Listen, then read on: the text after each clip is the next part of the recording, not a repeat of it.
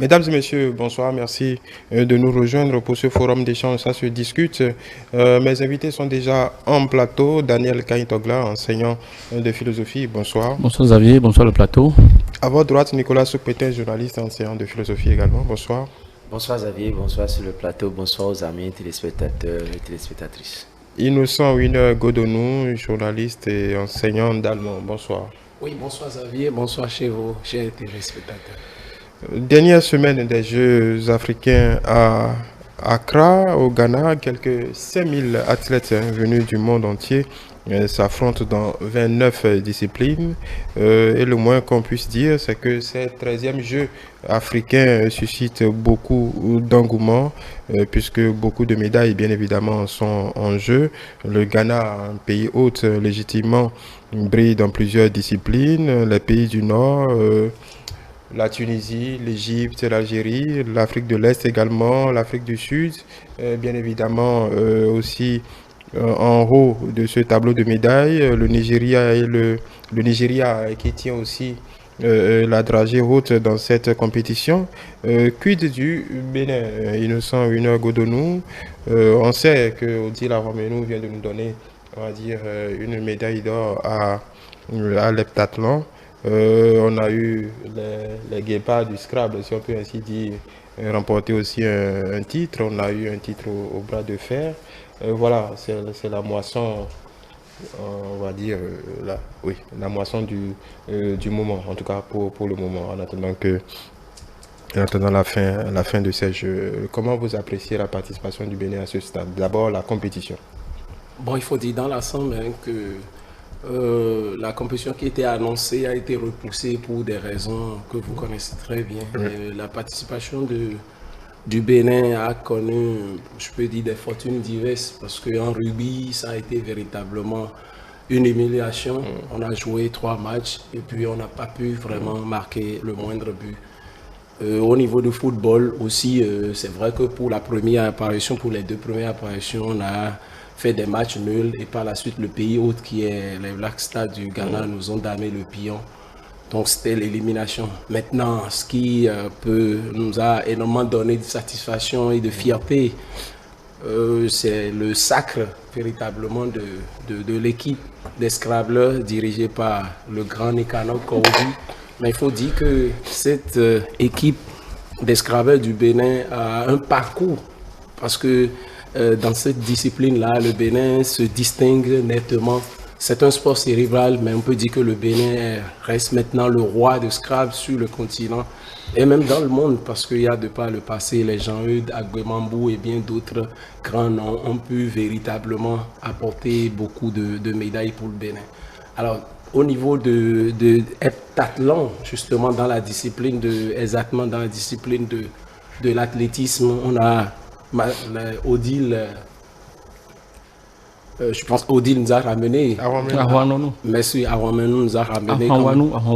Arwanwanou, oui. Pardon, toutes mes excuses, nous a au moins pu ramener une médaille d'or. Il faut surtout le souligner que c'est désormais le Bénin en train quand même de s'inscrire dans le livre d'or de cette discipline-là.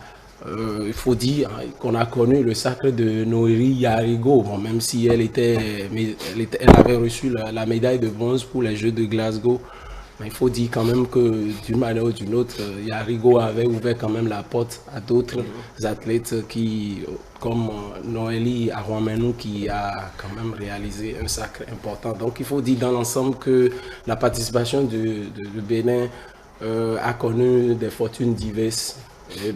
On ne peut que féliciter surtout les athlètes qui ont pu rapporter quand même des victoires certaines pour le Bénin. Nicolas Soubétin, avez-vous la même appréciation de la participation des sportifs béninois à ces Jeux? Non, moi je ne suis pas du tout dans cette même direction. Parce que de façon globale, on ne peut pas participer au 13e Jeu des Africains et se contenter de 2 médailles d'or dans une discipline d'ailleurs qui n'était pas une discipline officielle parce que le bras de fer n'est pas encore inscrit dans les disciplines officielles de ces 13e Jeux. C'était un jeu comme soit on leur demandait de venir faire, on va voir Il n'était pas officiel. C'était à titre d'exhibition. À titre d'exhibition, donc ce n'était pas parmi les disciplines officielles. À part cela, les handballeurs ou handballeuses ont pu avoir quelques victoires au bout du rouleau, mais en termes de médailles de façon globale, je pense que on ne peut pas surfer sur cela et dire que le Bénin a fait une bonne prestation de façon globale. Je pense que nous devons nous mettre au travail de la façon la plus sérieuse possible. Je veux prendre par exemple le rugby. Innocent Godon nous parlait de l'humiliation tout à l'heure, et on a entendu des gens qui pensent qu'il fallait participer, qu'il fallait faire ci pour participer. Moi, je pense qu'il vaut mieux se prendre beaucoup plus au sérieux et d'éviter d'aller faire de ces résultats de piètre figure, de figuration dans des compétitions, ma foi, qui sont des compétitions sérieuses. Et de cette façon-là, ça rentre dans l'histoire du Bénin que nous avons participé à un jeu sans marquer le moindre point en 3 rencontres. Oui, au rugby. Au rugby, oui. Voilà. Donc c'est pas bien ça. Il faut corriger ça le plus vite possible. Encore qu'en football, on sait ce que ça a donné. 3 matchs, 2 nuls, et 1 défaite, sans marquer le moindre but aussi. C'est pas quand même un bilan dont il faut se satisfaire, ma foi. Il faut véritablement que nous ramenions ici le sérieux au pays. Moi, je veux dire les choses telles qu'elles sont, à mon avis. Chaque dirigeant de chaque discipline. Innocent rappelait tout à l'heure, par exemple, Noélie Yarigo, qui a décroché la médaille de bronze. Ce n'était pas aux Jeux africains. Non, ça c'est un autre niveau, c'est encore un niveau supérieur. Ouais, il faut le rappeler. Alors, elle a été celle qui a quand même apporté. C'est la première fois le Bénin au plan international. Championnat du monde en salle. Oui. Voilà, c'est la première fois le Bénin rapportait dans cette discipline une médaille. Oui. Donc c'est important de le signaler. Et depuis que nous connaissons l'athlétisme. D'ailleurs, une médaille au plan mondial en athlétisme, voilà. C'est la première fois. C'est la première fois. Oui. Donc moi je pense qu'il faut que nous mettions dans la tête, quand nous sommes dirigeants de nos différentes disciplines, des différentes disciplines sportives, qu'est-ce que nous faisons? Est-ce que nous sommes là pour être des marchands, excusez-moi l'expression, ou est-ce que nous sommes là par passion pour la chose et que nous voudrions offrir quelque chose au pays? Moi, je pense que j'étais encore très petit quand je parlais de rugby dans mon quartier, à Porto-Novo. J'avais des grands frères qui participaient à ça, mais c'était rien de sérieux en fait. Alors, la Fédération béninoise de rugby, ça date de combien d'années? Et quelle est la forme du championnat? Quel est le modèle de championnat que nous faisons déjà ici? C'est vrai que le Bénin a déjà participé à une compétition aux Jeux africains dans le même domaine et que le résultat n'a pas été le même. Mais pour cette fois-ci, c'est catastrophique et les dirigeants doivent se remettre en cause. Et dans toutes les disciplines, d'ailleurs, ça devrait se faire pareil. Pour un bilan plus sérieux et qui pourrait nous amener à avoir des perspectives pour de meilleurs résultats. Non, il faut oui, j'aurais abondé un peu dans le sens de... Il faut peut-être rappeler, pour que le tableau soit complet, que Odile Arouanou, c'est pas une... Arouanou, c'est pas une novice, elle est double championne d'Afrique, double championne d'Afrique en 2018 en 2022. Elle vient de réaliser un 6 minima pour les Jeux Olympiques, donc c'est une athlète de haut niveau. Donc il faut préciser que c'est pas à mettre sur la même catégorie que les autres. Voilà. Bon, je voudrais abonder dans le même sens que Monsieur Sopotin, pour dire que, vous savez, nous félicitons les individualités, mais les équipes qui représentent le Bénin, tout est à revoir. Hein. Bon, je crois que la dynamique nouvelle de la rupture, c'est l'obligation des résultats et avec les félicitations qui suivent. Et il y a 2 problèmes fondamentalement que je crois qu'il faut qu'on résolve très vite pour que dans les rendez-vous continentaux, le Bénin puisse quand même sortir la tête et que ce ne soit pas quelques gouttes d'eau que nous citions dans la vague. Il y a plein de formations à la base qui se posent à tous les niveaux, dans toutes les disciplines. Et je crois que quand vous optez pour une discipline, tout tout au moins, il faut quand même mettre les moyens qu'il faut pour que on puisse dire que, bon, sur 2 ans, 3 ans, 5 ans, telle discipline a prospéré et penser à une autre. Deuxième chose, c'est que ceux qui sont des responsables, qui sont censés conduire les différentes équipes à ces différents rendez-vous-là, quand ils connaissent des échecs cuisants et à ce niveau, et qui fait que le pays ne sort pas la tête, bon, je ne sais pas, quelle mesure est prise, quelles sont les mesures qui sont prises pour soit les mettre au travail, ou bien sanctionner là où il faut sanctionner, pour que la dynamique de la performance et de l'excellence soit quand même une culture dans le pays. Je voudrais féliciter ces Béninois, les sœurs, qui se sont illustrés.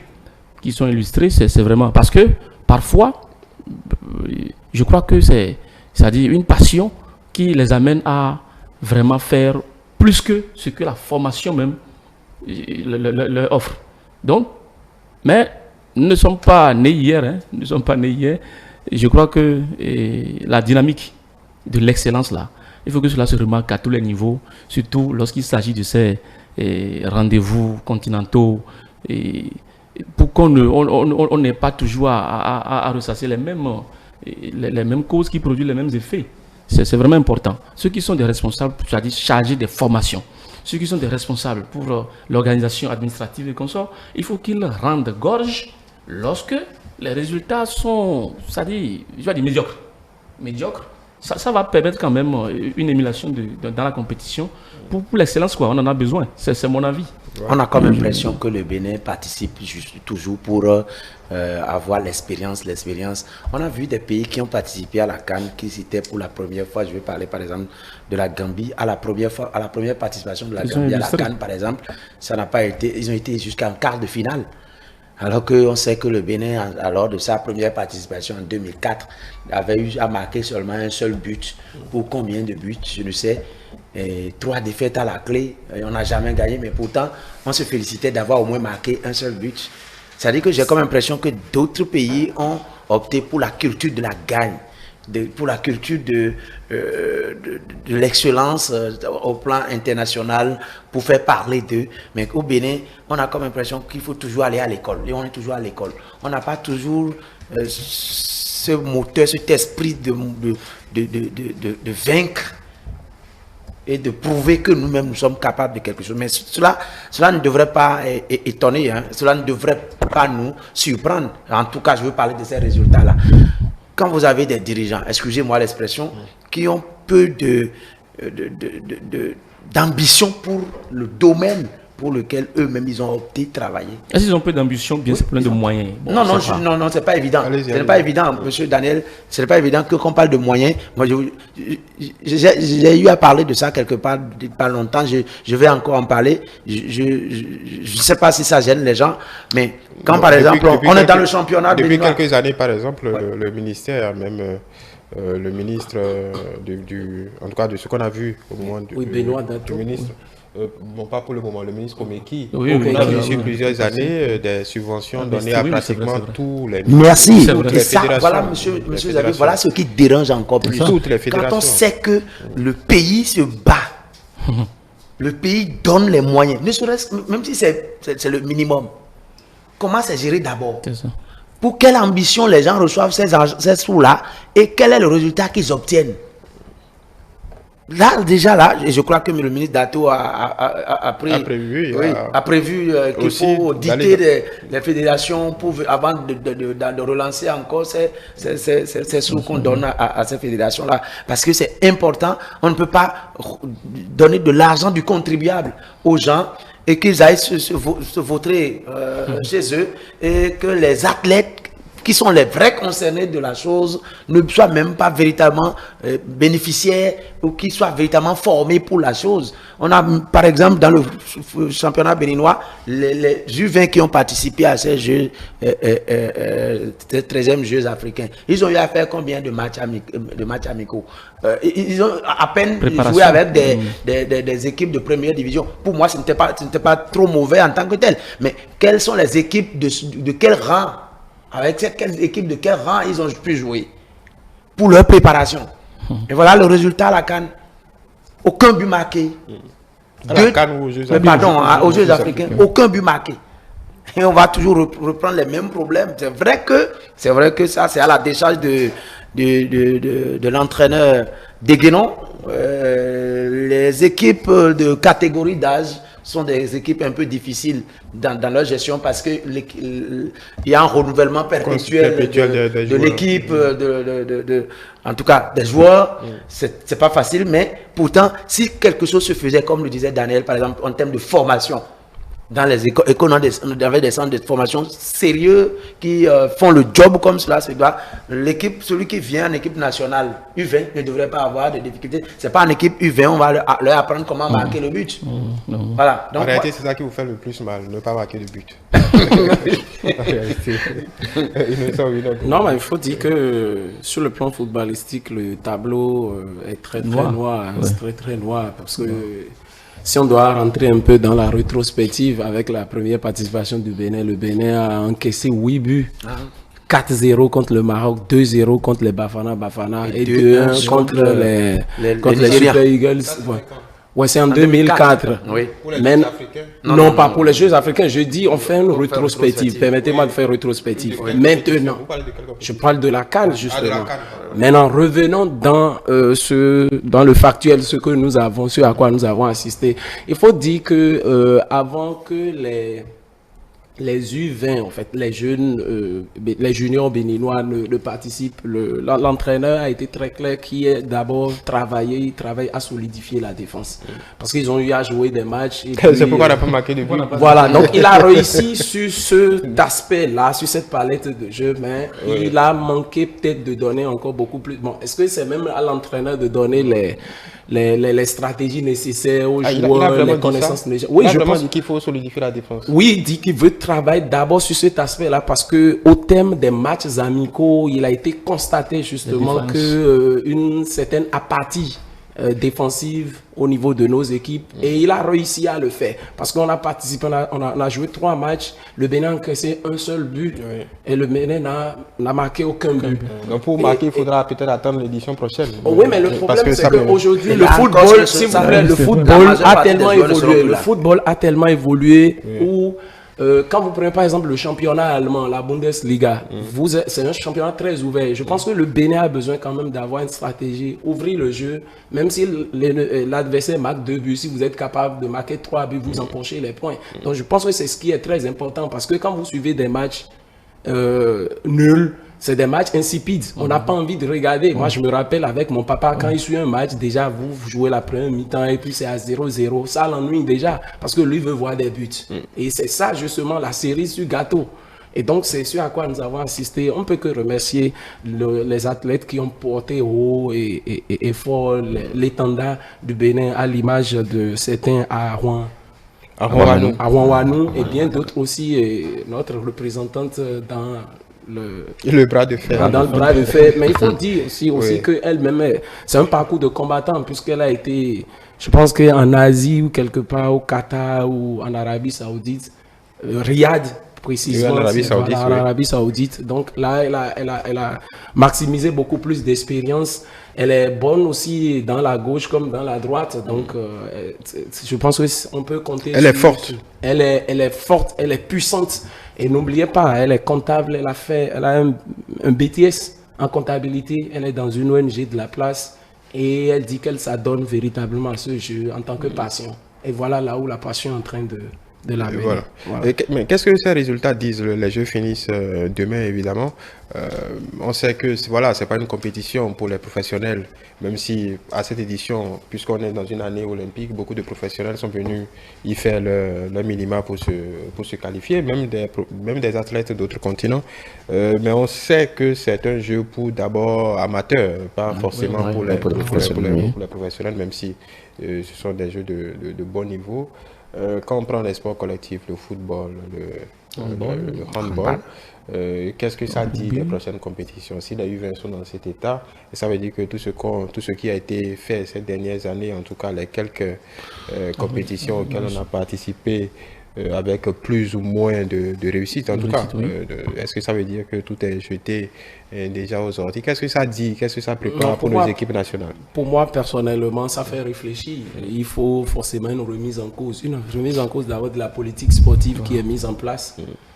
Et aussi définir véritablement une politique. D'abord, dans un premier temps, créer une architecture, une ossature juridique. Parce que le football, aujourd'hui, maintenant, n'a pas de boussole juridique. Pardon, le sport en général au Bénin n'a pas de boussole juridique. Je me rappelle 3 ou 4 ans en arrière, il y a une proposition de loi qui a été faite, mais c'est rangé dans les placards parce que l'hémicycle devait pouvoir voter cela. Et ce serait désormais la base ou le sous-bassement de tout financement. Donc je pense que là, nous devons beaucoup plus travailler à asseoir une base juridique pour le financement du sport, puisque le chef de l'État lui-même l'a dit que le développement du sport nécessite forcément des moyens. Et le sport aujourd'hui, ce n'est pas l'État qui doit forcément intervenir. Les subventions de l'État sont limitées dans le temps et dans l'espace. Il faut forcément qu'il y ait des investisseurs venus de l'étranger. Mais la première condition... Ou privé. Pourquoi pas. La première condition que le sponsor ou bien le mécène ou bien l'investisseur exige, est-ce que si j'investis, j'aurai forcément des garanties juridiques pour limiter les risques? Je pense que c'est l'aspect très important. L'autre aspect, c'est que nous devons revenir au niveau de la formation. C'est vrai que nous faisons un semblant de formation. Malgré qu'au niveau de l'organigramme du ministère, on a quand même désormais un conseiller technique qui n'est pas des moindres.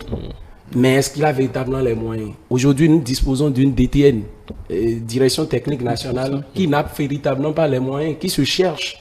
Aujourd'hui, il faut institutionnaliser la DTN, puisque c'est cette DTN, cela revient à la DTN forcément d'aller détecter ces amateurs-là et de les mettre dans les conditions. Il revient à la DTN de promouvoir le football ou le sport à la base, définir véritablement une architecture, une politique sportive, puisque d'abord, le DTN est un exécutant et c'est un technicien de la chose. Donc, lui s'appuie sur la vision du gouvernement en place pour pouvoir choisir, sélectionner ceux-là qui sont aptes à permettre à notre pays de remporter des compétitions. Donc, le volet de la formation. Partenariat aussi avec des centres de référence. On a Dakar Sacré-Cœur, qui est au Sénégal. On a aussi le centre de formation de ASEC Mimosa. Si vous n'avez pas les moyens d'aller chercher les experts en Europe, mais on peut avoir quand même le courage de tricher. On peut avoir le courage de coopérer avec ces gens. Mais dans le même temps, on a l'un des cofondateurs de Diamba qui travaille avec le ministère. Alors, oui, mais si ça ne marche pas avec lui, comment ça pourrait marcher avec lui? Il y a des problèmes structurels qu'il faut régler dans le football béninois. Il y a forcément des points structurels. Parce que si le conseiller technique va chercher, par exemple, un sponsor en France, et qu'on vient et on joue un match où vous voyez que l'arbitre n'est pas à la hauteur, dans la forme et dans le fond, il y a un problème. Vous voulez que celui-là soit crédible et à demander d'autres choses. C'est-à-dire qu'il y a des problèmes structurels qu'il faut absolument régler. Si par exemple un sponsor français descend au Bénin et décide de financer le sport et il apprend qu'il y a certains présidents de clubs qui ne payent pas correctement les joueurs, vous voulez que ça ternit l'image de notre pays. Donc il va falloir assainir complètement le domaine du sport. Et là, spontanément, les gens vont se ruer. Les gens vont se ruer parce qu'il y a bon 20 points d'enseigne. Quand c'est bon, les gens vous apprécient, ils viennent. Quand vous voyez les autres pays comme l'Égypte, qui est une grande nation de football, une grande nation de sport. Quand vous prenez aussi le Nigeria, c'est parce qu'il y a une bonne politique sportive qui est en train d'être menée. Et là, même s'ils se taisent, les gens voient un peu, il y a l'image que cela dégage. Et donc, les gens viennent spontanément accompagner la dynamique positive qui est en place. Et rapidement, je voudrais ajouter quand même quelque chose. Et pour ces Jeux, actuellement, il y a l'Égypte qui prend la tête avec 165 médailles. Oui. Il y a l'Afrique du Sud et le Nigeria qui suit. Oui, et c'est des grandes nations. Et c'est des grandes nations. Maintenant, je me demande comment. C'est-à-dire, c'est des pays qui sont majoritairement, en tout cas, de culture anglophone. Oui. Et je me demande s'il y a des difficultés pour aller tricher. C'est-à-dire, comment ça se passe là-bas? Qu'est-ce qui nous empêche d'aller vers ceux-là pour quand même tricher, ne serait-ce que d'une manière la plus habile possible et habiller notre sport de choses-là? Il y a ce problème, ça dit que c'est une question de vision. En dehors du cadre juridique, pour sécuriser même le secteur, parce que dans tous les cas, le sport, c'est un domaine d'affaires. On ne peut pas le refuser.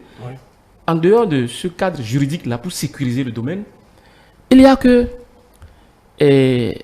c'est difficile de trouver une génération spontanée qui performe dans la durée, dans le temps, c'est difficile. Donc, une stratégie pour la formation continue de ces quelques individualités que nous avons. Moi, j'ai l'impression que la discontinuité là ne dit rien à ceux qui sont en charge et à la charge de ces sports et comme ça. C'est ce qui fait que vous allez voir un an, bien une année sur 10 ans, une année, bon, on remarque qu'il y a. Vous avez posé bien le problème là.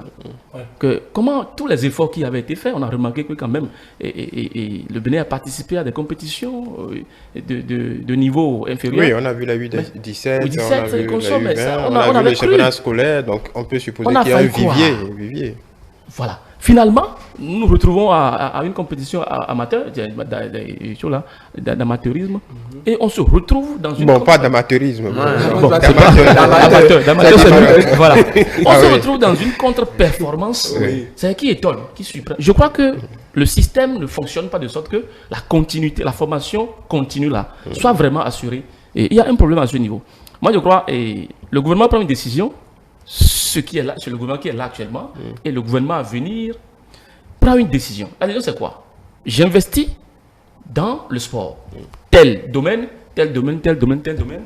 J'investis, c'est vrai. Mais il y a obligation de résultat. Obligation de... Parce que le problème, c'est quoi? C'est que ces personnes ne disent rien, ou bien, je ne sais pas, hein, des mesures... Vous voulez que le gouvernement béninois fasse comme Robert Gueye? Ouais. Non, quand même. Non, ça veut dire qu'à un moment donné... Parce que mater les joueurs après... Nous ne manquons pas... Pourquoi je pense ça? Pourquoi je pense ça? C'est parce que nous ne manquons pas de talent. Hein. Le Bénin ne manque pas de talent. Oui. Mais le Bénin manque d'une organisation qui puisse quand même révéler et permettre à ces talents-là de s'éclore, c'est-à-dire se maintenir au haut niveau pendant longtemps. Mais qu'est-ce qu'il faut faire? Je crois que celui qui investit, c'est l'État béninois, c'est le contribuable béninois, mais c'est le gouvernement qui prend la décision, c'est bon, de mettre les moyens là où il le faut, et il espère le résultat.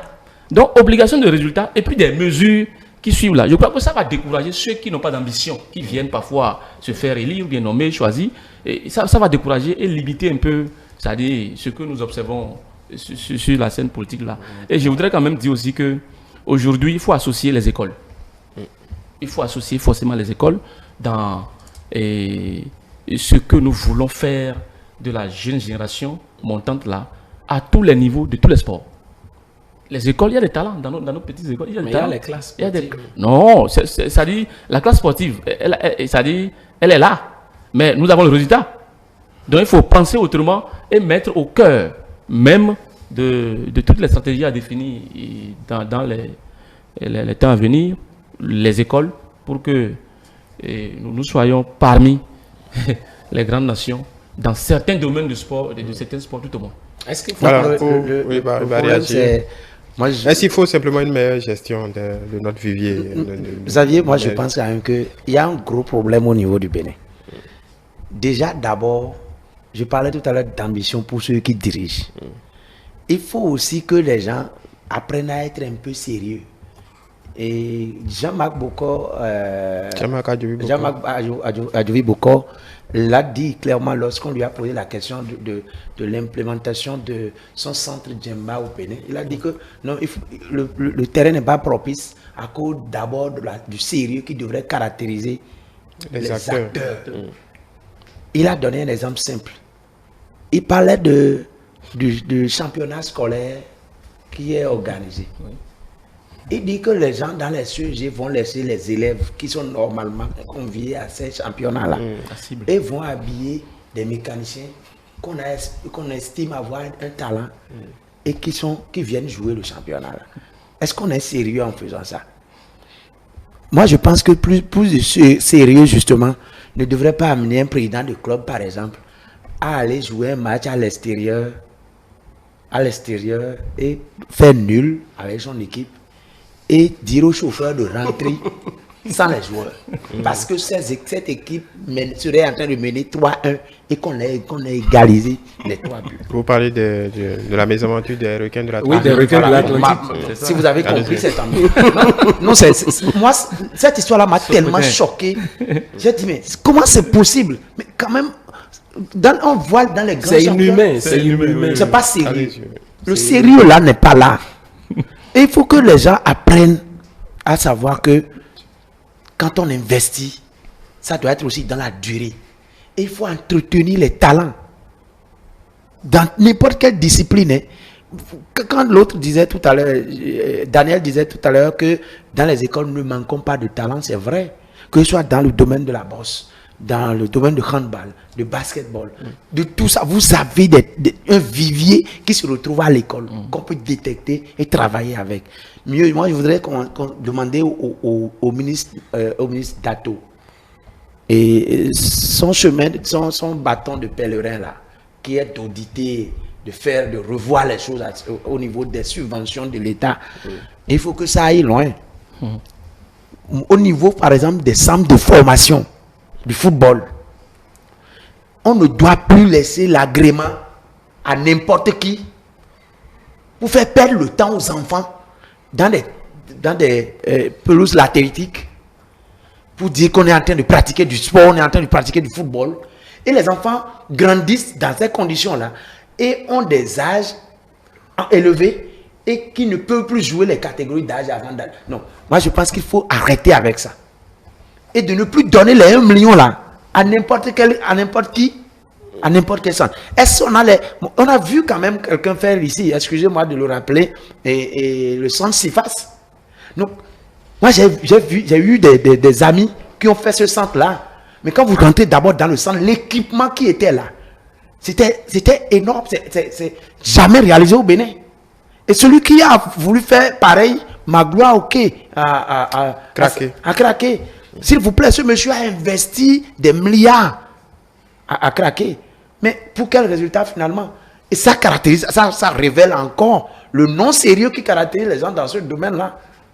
Qu'est-ce qui a fait qu'on a fermé le centre CIFAS? On a dit manque de licence aux joueurs. Et ça, c'est la fédération qui devrait faire ça, non? Moi, je pense qu'il faut commencer par fermer les centres de formation qui ne respectent pas les normes. Et trouver maintenant des gens comme Magloire, excusez-moi si c'est une publicité, je m'excuse, avec qui travailler. Et que les gens arrêtent aussi dans le domaine dans le journalisme aussi, il y a des journaleux qui... On va attaquer personne. Non, parce qu'on a eu des pratiques par rapport au transfert d'un certain nombre de joueurs, d'un certain nombre de talents chez nous, mais la manière dont les choses ont été prises au niveau de la communication, ça ne permet pas d'aller vers la professionnalisation des choses. Je pense quand même que chacun doit savoir à quoi s'en tenir pour la bonne pratique des différentes disciplines chez nous. La boxe n'est pas n'importe quelle discipline au Bénin. On a connu de grandes gloires. De grands champions. Dans le domaine de la boxe.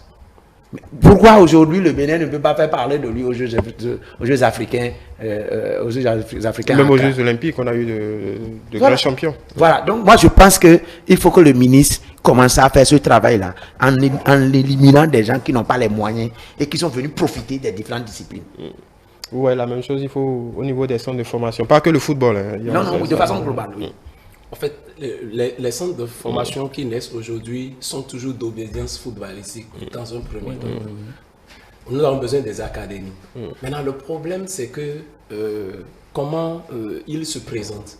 En fait, il se fait que ceux-là qui sont candidats à des subventions n'ont pas l'agrément. En fait, ils se sont juste enregistrés. C'est-à-dire, c'est l'enregistrement qui donne droit à une subvention. Je pense en réalité, et pourtant, on nous dit encore que le ministère envoie des inspecteurs pour aller contrôler dans la forme et dans le fond le travail qui se fait. Mais on n'oublie pas, on oublie quand même que ces inspecteurs-là peuvent être soudoyés à tout moment et que celui qui a un centre de formation est prêt à dire, bon, dans les subventions, au moins c'est 30%, je vous donne. Et juste donc il faut faire le ménage de ce côté-là. Je pense que là, j'abonde dans le même sens que Nicolas et je m'inscris dans la droite ligne de ce que le ministre a déclaré, que désormais les comptes seront audités. Et aussi, il y a des procédures pénales qui seront enclenchées contre ceux-là qui ont fait une mauvaise gestion des subventions qui leur ont été allouées. Je pense que c'est très très important parce que jamais dans l'histoire du Bénin, on n'a jamais entendu un ministre de sport dire qu'il faut taper du poing sur la table et il faut responsabiliser ceux-là. Parce que n'oublions pas, c'est l'argent de contribuables, ce sont nos impôts, nos fiscs qui permettent de financer le sport. Les 22 stades qui ont été construits. Ou bien on dit actuellement même il y a le stade Mathieu Kérékou qui doit être réfectionné encore parce que les matchs que le Bénin va jouer, la pelouse n'est pas en état. Voilà. Non seulement la pelouse, il y a aussi la qualité des sièges. Il y a aussi d'autres infrastructures au niveau des cabines de presse qu'il y a beaucoup de choses qu'il faut revoir. Alors que dans un passé récent, le Bénin était véritablement la vitrine même pour la Côte d'Ivoire et pour d'autres pays. Donc là, il y a de problèmes. Et maintenant, je pense qu'en réalité que je suis dans la logique du ministre des Sports qui voudrait désormais pénaliser ou, je peux dire, rendre responsable en fait tout ce qui a été fait. Et là, les gens vont véritablement prendre conscience de la manne financière, prendre conscience de la gestion des deniers publics. Parce que c'est là le sérieux. Quand on parlons du sérieux, nous parlons du professionnalisme, c'est aussi l'intégrité, la probité qui doit caractériser ceux-là qui ont en charge la gestion des subventions allouées par l'État. Pour finir sur ce sujet. Oui, est-ce que je voudrais finir? Bon, je finis oui, mais vous allez finir. Je vais finir en disant que je suis tout à fait d'accord avec Winer par rapport à la mesure annoncée par le ministère en charge du sport dans le pays actuellement, que je salue au passage. Il faut être courageux pour dire des choses comme ça publiquement dans notre pays. Mais vous savez le problème que nous avons au Bénin, c'est que généralement, les dispositions tombent dans un clientélisme qui fait que finalement, vous remarquez que la mesure est en marche, mais il y a toujours des individus qui bénéficient du 2 poids 2 mesures. C'est ça le gros problème. Et je voudrais profiter pour inviter les responsables de ce pays à savoir que ce que vous dites, vous le faites et demain, le pays vous le reconnaîtra. Ça va fâcher des individus, c'est normal. C'est quand ils vont taper maintenant dans les SEM, vous allez comprendre que les faussaires vont grincer les dents, c'est eux qui vont monter encore. Innocent Nicolas a dit quelque chose maintenant, bon, on a failli le manger tout cru. Mais vous savez, quand la presse alimente... On va pas venir le laisser livrer des confrères. Quand la presse... Et ceux-là vont maintenant... Il peut dénoncer des pratiques. Mobiliser la presse, certaines presses, qui vont alimenter des contre-vérités, qui vont alimenter comme si c'est de l'injustice qu'ils subissent. Je voudrais dire quand même que le ministre sait, et je crois qu'il connaît le domaine, et qu'il sait ce que vaut le béniment dans ce domaine-là. Il faut aller jusqu'au bout. Maintenant, il y a d'autres secteurs qui marchent plutôt bien. On a vu, par exemple, le cyclisme. On sent, quand on voit comment cette fédération gérer les ambitions de son président. Il y a quand même des velléités d'amener ce sport-là à divers niveaux. On a parlé de la pétanque ici, on a parlé d'autres sports, donc tout n'est pas... mais justement, ça montre véritablement ce que nous sommes en train de dire ici, le sérieux qui caractérise. Parce que ce monsieur-là, Azoumé Romuald, c'est d'abord un passionné de la chose. Et quand vous êtes un passionné de la chose et vous ne voulez pas utiliser le sport ou cette discipline-là comme un tremplin, merci, pour s'enrichir, vous mettez les moyens qu'il faut. Aujourd'hui, nous entendons parler de tout du Bénin, tout du Rwanda, tout de Alicia Bongo, un peu partout. Mais le Bénin est mis sur orbite maintenant et tout le monde entier regarde ce qui se passe ici. Et on découvre aussi, c'est de l'écotourisme qui se développe. Donc on est en train de vendre le Bénin. Et donc là, sur ce plan-là, je pense que ça marche parce qu'il y a le sérieux, il y a la crédibilité, l'intégrité de la personne même et surtout sa passion qui constituent des valeurs sûres, qui forcent aussi l'administration de gouvernement en place, parce qu'il reçoit souvent l'onction de gouvernement pour l'organisation, parce qu'on met à sa disposition aussi le dispositif sécuritaire. Donc je pense qu'en réalité que si le sérieux caractérise réellement la gestion d'un certain nombre de projets, la gestion d'un certain nombre de fédérations, je pense que le gouvernement n'hésitera pas même à doubler la mise et même pourquoi pas à tripler la mise, et que des investisseurs nationaux et étrangers peuvent aussi s'y intéresser. Donc il y a des fédérations qui marchent. Exactement. Moi je connais M. Razimet depuis les années 2000, quand je faisais la 6e, 5e. Et sa maison n'était pas loin de mon école. Et quand on sortait, on pouvait passer par chez lui. Vous voyez c'est pour dire qu'il est dans le domaine il y a très longtemps. Et ici, investi il y a très longtemps. C'est ça ce que Kodo nous dit. C'est un monsieur passionné du cyclisme. Et quand il parle du cyclisme, vous sentez qu'il sait de quoi il parle. Mais quand c'est comme ça, vous aurez les résultats au bout. Vous aurez des initiatives qui révèlent le pays. Mais quand on a des gens qui sont, c'est-à-dire, mus par des intérêts politiques, des intérêts égoïstes. Celui qui gère la fédération béninoise de rugby, est-ce qu'il est un rugbyman? C'est ça la question. Bon, on n'a pas besoin ici. Sinon, on n'a pas besoin d'être non, mais s'il vous plaît, si vous êtes pratiquant de la chose, vous connaissez la difficulté quand même. Moi, je voudrais ce que les gens vivent. Profiter, féliciter ce monsieur Romuald Razimet. Très petit, je le connaissais. Et on allait chez lui. J'avais des amis qui étaient des pratiquants de cyclisme et qui, quand on voyait comment il les entretenait aussi, il leur donnait les chaussures. Et même les équipements. Les équipements, il ramenait lui-même de l'Europe ces vélos-là qu'il donnait à ces gens-là.